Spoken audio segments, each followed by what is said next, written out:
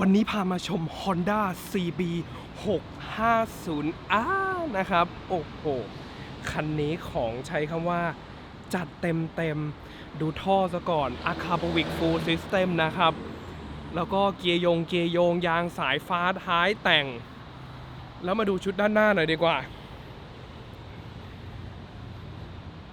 ปั๊มบนแต่งนะครับมือคลัตช์แต่งกันสะบัดโอ้โหเอาว่าจัดเต็มจริงๆฝั่งนี้ก็จะมีแคชบาร์อะไรพวกนี้นะครับมาไม่พูดพร่ำทำเพลงมาฟังเสียงเลยดีกว่าว่าเจ้า Akapovic Full System นะครับเห็นอย่างนี้มายกฟูลเสียงจะดังไหมแต่ข้อสังเกตมีอยู่จุดหนึ่งก็คือยังมีไซเลนเซอร์อยู่นะครับเดี๋ยวมาฟังกันว่าเสียงเป็นไง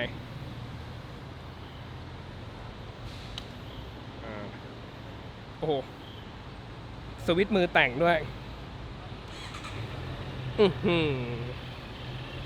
อยากบอกว่าตกใจนึกว่าเสียงท่อเดิมนะครับใช้คำว่าผมว่า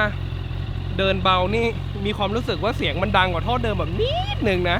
คือ CB ท่อเดิมผมว่ามันเงียบจนไร้อารมณ์ดีว่ะในตัว CB 650 RCB 650F นะครับแต่ตัวเนี้ย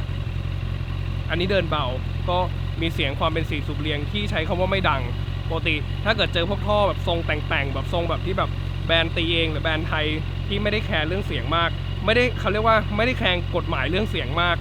มันลั่นจนแสบดากเลยแหละแต่ตัวนี้ยังมีอย่างที่บอกนะครับมีเรื่องตัวปลายไซเดนเซอร์อยู่เดี๋ยวลองเบิร์นให้ฟังหน่อยว่าเป็นไงก็ยังคงไม่ดังนะครับผมว่าเสียงโดยประมาณพอมีแหละแต่ผมเคยได้ยินที่เอาไซเดนเซอร์ออกโอ้โหตัวนี้ก็ถือว่าลั่นแสบดากใช้ได้อยู่แต่ตัวนี้ก็ถือว่าอยู่ในสเต็ปที่ผมว่าไม่รบกวนแล้วก็ตรวจเดซิเบลคิดว่าไม่เกินเพราะปกติเสียง4สูบเรียงมันจะลั่นมากนี่ผมว่าดังกว่าท่อเดิมถ้าให้ตีเป็นเปอร์เซ็นต์กะคร่าวๆดังขึ้นมาประมาณ 10-20% เท่านั้นนะถือว่าไม่ดังเลยดีกว่าแต่เร่งมันก็รู้สึกมีอารมณ์ขึ้นมาหน่อยคืออารมณ์คนที่แบบชอบท่อที่แบบว่าเขาเรียกว่าถ้าท่อเดิมมันเงียบจนไร้อารมณ์อยากมีอารมณ์แบบอยากมีเสียงหน่อยแต่ไม่อยากดังมากโจทย์ในการใส่ท่อที่มีเขาเรียกว่าจุกอุดลดเสียงมันก็จะทำให้ช่วยได้เยอะนะครับไม่ว่าจะยี่ห้อไหนนี่ความเป็น CB 650R นะครับ CB 650R เขาจะได้1ตัวไฟกลมอันนี้ไฟเดิมโรงงานจะมีความเป็น LED นะครับแต่ตัวนี้มีสปอตไลท์เพิ่มด้วยเดี๋ยวเปิดให้ดูเขามีสวิตช์อยู่ตำแหน่งนี้นะครับมีสวิตช์อยู่ตรงนี้เวลาเปิดปิดก็เดี๋ยวเปิดให้ดูเฮ้ยอยู่ไหนวะกดไม่ถึงนี่อันนี้ปิดอันนี้เปิดนะครับเราเปิดไว้แล้วกันให้มันดูหล่อขึ้นมาอีกสเต็ปหนึ่งนะครับมาดูหน่อยว่าของแต่งคันนี้มีอะไรอีก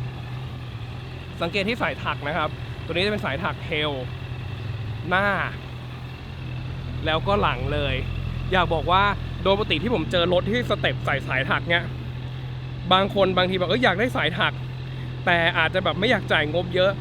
เขาจะมักจะเจอพวกบายพาสนะครับจากคาลิเปอร์ล่างหรือคาลิเปอร์หน้าเนี่ยขึ้นไปที่ Master Cylinder เลยหรือขึ้นไปที่ปั๊มบนเลยโดยที่ไม่ผ่านปั๊ม ABS นะครับทำให้สูญเสียระบบ ABS ไปบางคนดูไม่เป็นนะครับเห็นว่าออกตัวไฟ ABS ก็ดับปกติใช่เพราะว่าเซ็นเซอร์ความเร็วมันยังมีอยู่ยังไงมันก็ดับแต่ถ้าเกิดเหตุฉุกเฉินกระทันหันเบรกนี่ ABS ไม่มีนะครับแต่คันเนี้ยใช้คำว่าลงทุนเบิ้ล2นะครับเพราะว่าโดยปกติแทนที่จะยิงตรงเข้า Master Cylinder เลยจากคาลิเปอร์วิ่งไปที่ปั๊ม ABS แล้วจากปั๊ม ABS ค่อยวิ่งไปที่ Master Cylinder บนนะครับทำให้ระบบเบรก ABS ทั้งหน้าและหลังของคันนี้ยังคงใช้งานได้อยู่ผมกระทืบดูละทั้งหน้าและหลังเลยกระทืบหลังแล้วก็กำหน้าดู ABS นี่ตึ๊ดติดมือปกตินะครับก็ถือว่าเป็นคนที่เขาเรียกว่าเป็นรถที่ใส่ของแต่งมาคือถามว่าสายถักใส่เพื่ออะไรสายถักมันจะช่วยให้การขยายตัวจังหวะที่เรากำเบรกแบบแรงๆหรือว่าเกิดแรงดันเกิดเพรสเชอร์ในท่อเบรกในเขาเรียกว่าของเดิมมันจะเป็นสายยางโอกาสเขาเรียกว่ามันไม่แตกหรอกแต่นึกภาพไหมเวลาการกำมันอาจจะมีความรู้สึกในการขยายตัวบ้างมันทำให้เบรกมันลึกนิดนึงแต่พอเป็นสายถักเนี่ยมันจะมีเขาเรียกว่ามันจะช่วยเรื่องการขยายตัวของสายทำให้เวลาเบรกเนี่ยมันก็จะทำให้รู้สึกฟีลลิ่งเวลามันจะหนักแน่นขึ้นง่ายๆแล้วกันแล้วก็โอกาสแตกจะน้อยลงนะครับโดยเฉพาะที่แบบคนที่ใช้แบบมันเขาเรียกว่าเบรกแบบเบรกเทพเลยทั้งบนและล่างเนี่ยแรงดันมันเยอะมากถ้าเกิดใช้สายเบรกเดิมโอกาสแตกมันมีแต่ตัวนี้มันก็ช่วยเรื่องถ้าเป็น ปั๊มเดิมนะบนล่างมันก็จะช่วยเรื่องตัวกันเรื่องการขยายตัวแล้วกันมาดูของแต่งต่อนะครับการ์ดหม้อน้ำมือคัชนะครับแล้วมาดูฝั่งนี้โอ้โหทำเป็นเล่นไปควิกชิปเตอร์นะครับมีควิกชิปเตอร์ด้วยแล้วก็มีเรื่องตัวเกียร์โยงนะครับสามารถปรับองศาปรับตำแหน่งปรับคันเกียร์ปรับควิกชิปเตอร์ได้หมดโซ่ก็โซ่แต่งนะครับโอ้บางโซ่คาร์บอนเอามาเห็นข้างในแม่มีโชคด้วยนะครับโชค YSS นะครับแล้วก็มีชุดหนีบข้างถังคาร์บอนกันไข่คาร์บอนแม่เจ้าของเยอะดีจริงๆเบิ้ลให้ฟังอีกทีดีกว่ามาดูเลขใหม่นะครับคันนี้เลขใหม่ 2,423 โลเท่านั้น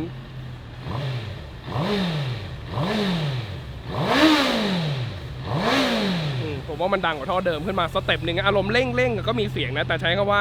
ลากยาวๆบนถนนน่ะขับผ่านบ้านใครเขาไม่ด่านะครับก็ถืออยู่ในสเต็ปที่ไม่รบกวนใครแล้วกันแต่โอเคคนขี่มีเสียงให้พอมีอารมณ์หน่อยไม่ใช่ไร้อารมณ์เหมือนท่อเดิมนะครับก็ถือว่าเป็น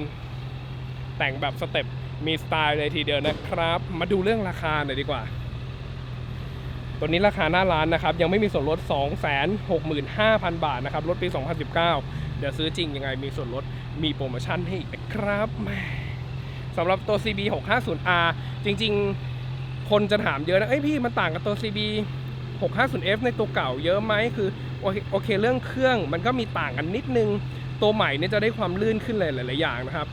แต่สิ่งที่ผมรู้สึกว่ามันต่างจากตัวเก่าตัวใหม่แบบชัดเจนเลยคือเรื่องตัว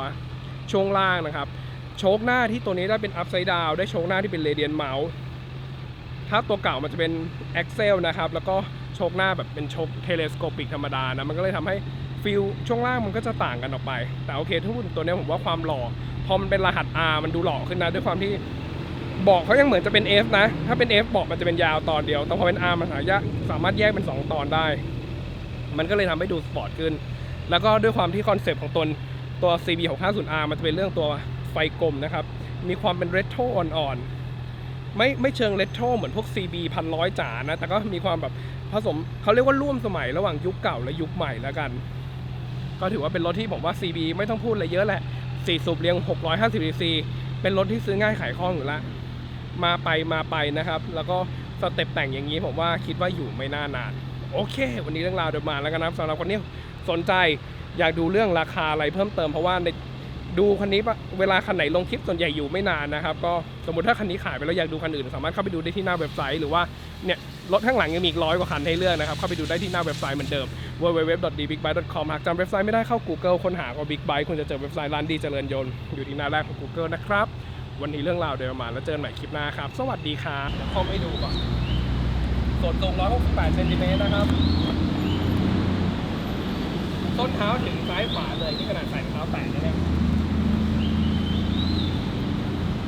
โอเคแปลงจริงละ168ต้นเท้าถึงนะครับ